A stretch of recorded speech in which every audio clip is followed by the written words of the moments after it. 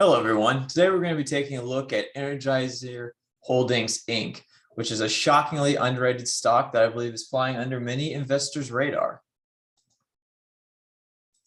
So a brief overview of the company. Energizer, which a lot of people may be familiar with, produces mainly the Energizer brand consumer batteries, as well as batteries under a variety of other different brands. And they also have a division that creates automotive care products, such as Armor All. They're headquartered in St. Louis, Missouri, and became a public company in 2013, and they fall in the industrial sector. Here's just a brief overview of all the brands underneath their umbrella. Their main flagship brand is obviously Energizer batteries, but then they also have Everready and Rayovac batteries, which fall under more of that general, more cost-conscious product. They also produce many automotive care products,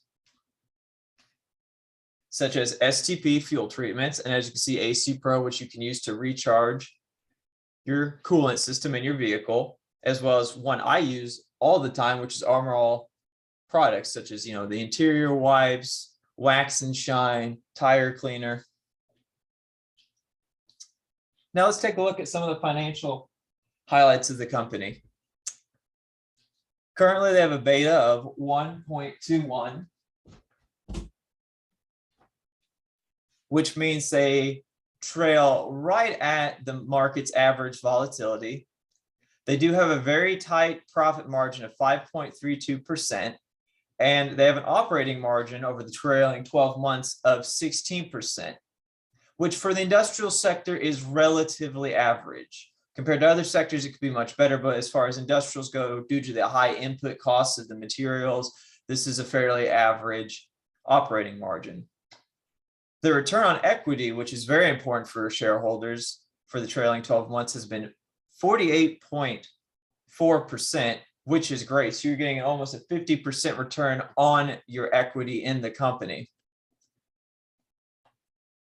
Currently, if you look at the income statement, we can see that I have a total revenue of $3 billion, which nets down to a gross profit of $1.2 billion, which then works down to a diluted earnings per share of $2.11.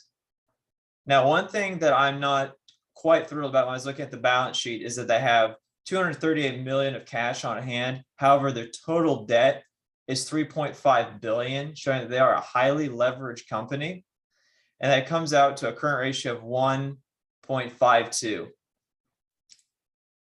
However, they do have a good amount of cash flow when you looked at the operating cash flow of $179 million, and they have levered free cash flow of $852 million. So even though they have a decently high level of debt at $3.5 billion, they're bringing in a good amount of cash flow. And if we go back and look, their revenue almost directly matches their debt at a 1-to-1 ratio. So clearly the company is bringing in enough money to, if necessary, service all of their debt.